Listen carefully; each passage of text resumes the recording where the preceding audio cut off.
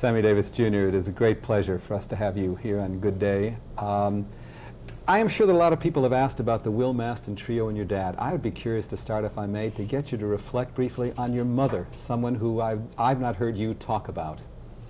What memories of her?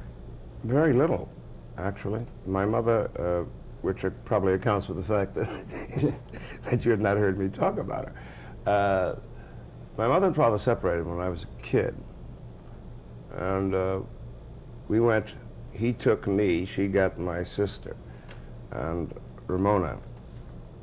And she raised my sister. I didn't meet my mother until I was something like 12 years old for the first time.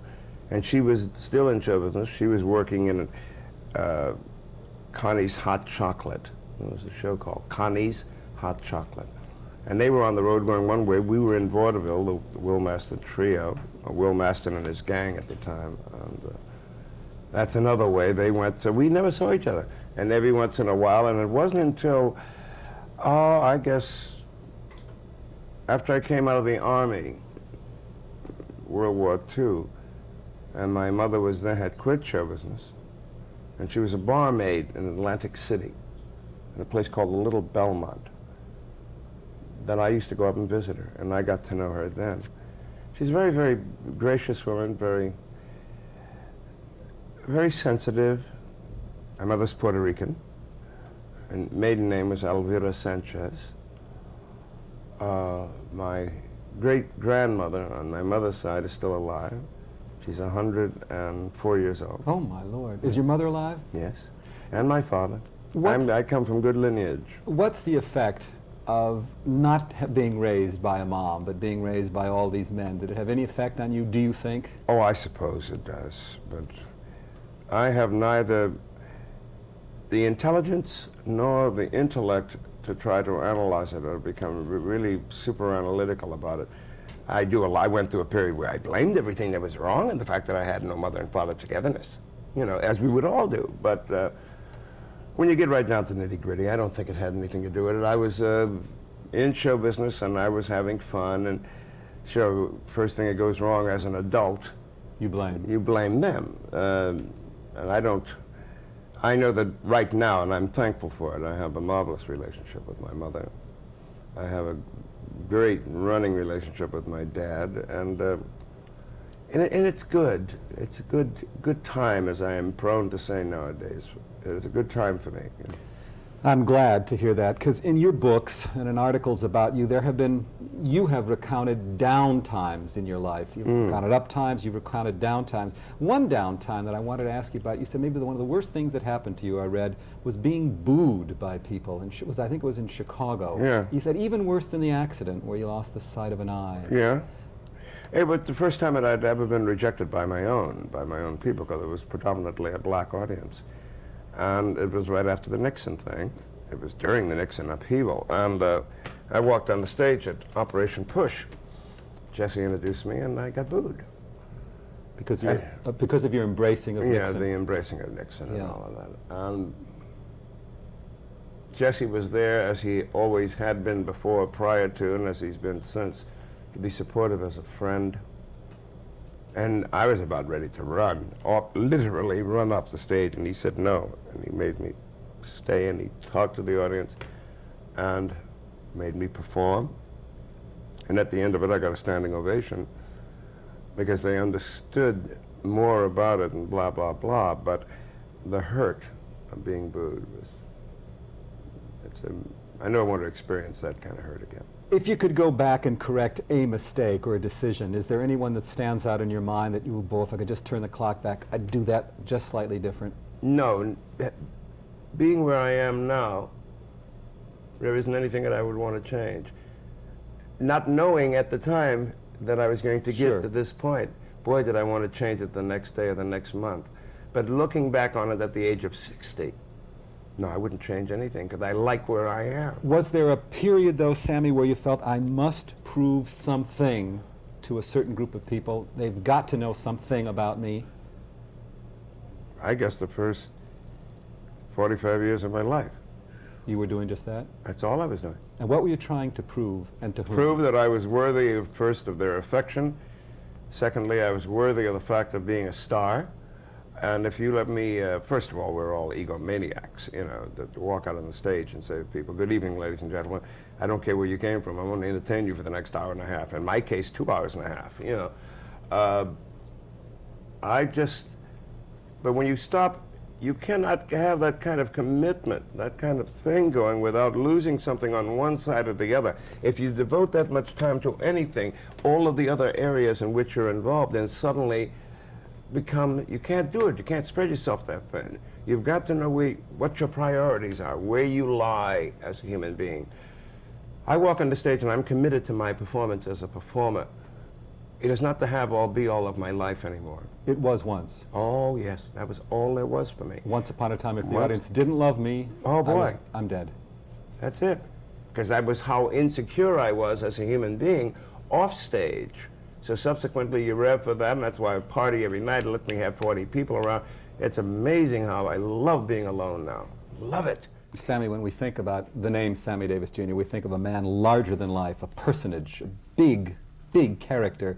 And there is that kind of bigness in your lifestyle, or at least there was. Many cars and millions of dollars of jewelry. Do you still do that? And if so, why? Why the need for that? Oh, I don't still do it. But I'll tell you why. It was quite to get attention, say, hey, look at me.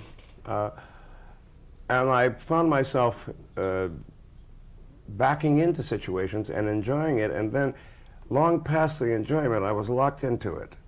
And so I had to keep it up, and the front kept going, until I realized some 10, 12 years ago, hey, wait a minute, I don't have to do that. And nobody really cares. I'm putting on 14 layers of caring that I think maybe is taking it a stretch too far. Tom, the thing that happens is, we're in a business where trends come and go. I was a trendsetter for a long time in the late 50s and all through the 60s, man. What's Sammy into, you know? Is he wearing the chains? Is he wearing a Nehru? Is he wearing jewelry? Is he wearing this? And of course, you get hung up in the lifestyle. I was on Broadway twice, and you know, we were lucky enough to be in shows that beat the critics. So of course, if no one else has a limousine, I'm going to have one. And if someone else has a limousine, they ain't going to have a limousine better than me, because I came from variety. And in my limousine, I'm going to have a big color television, not one of those little small black and whites which they had in the 60s. But a whole series of realities happened to me in terms of my marriage to my failing. That's it, that does this to you. With a couple of kids. 3 kids. Yeah. And you keep on. Now you concentrate as reality falls away from you, layer by layer by layer. And you begin to see you. You begin to see you, and you don't like what you're seeing. Then you amplify the razzle-dazzle, because that you've created. That you can control. That's what I meant about the stage. Go walk on the stage. Good evening, ladies and gentlemen. No matter what knife or that you've taken out your side prior to going on. I'm not that's part and parcel of laugh, clown, laugh, you know, and all the rest of it. But was Sammy Davis maybe, I don't want to stay so heavy, Sam, but was Sammy Davis briefly maybe his own worst enemy in these times? I'd say in many instances I would. Yeah. Yeah. But of course, as we all do, we justify. You a good father? We mentioned the 3 kids I with am May now. Britt. Were you in the No. early days of their life? No. Were you there for them? No.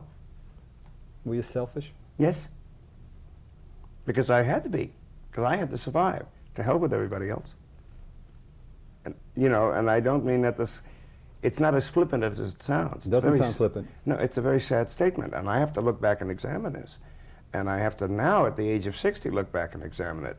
But the only thing that helps me do that with at least any level of honesty at all is the fact that my daughter, Tracey, who recently got married, and my son, Jeff, my youngest boy, he looks at me and he says, and I say, you having a good time? And he goes, yeah, Dad. And he looks at me and he looks me dead in the eye. My daughter saying, gee, Dad, or gee, Pops, gee, I like you, you know.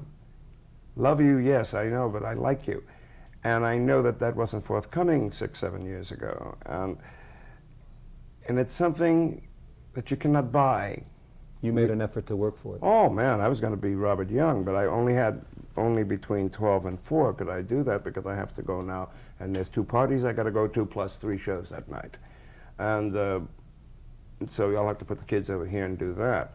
It wasn't done with cruelty, or it was done with, oh, I'll make it up later. That is a marvelous syndrome that we all have. Sam, besides your immediate family, who in your life do you know, deep in your heart, really genuinely cared for you, loved you? Well, there's a lot of people who do. You do feel that? Yes, I do now.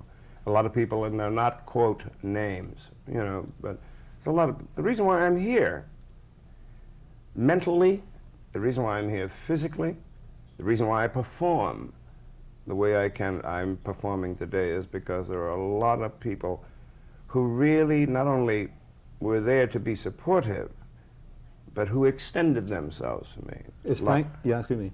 A lot of it I did not recognize at the time, but boy, do I recognize it now. And again, yes, Sinatra was one. You knew I was going to say that. You said Frank. I knew. Yeah. I knew you weren't talking about Frank Foster. Oh, did I say? I was going to say Sin.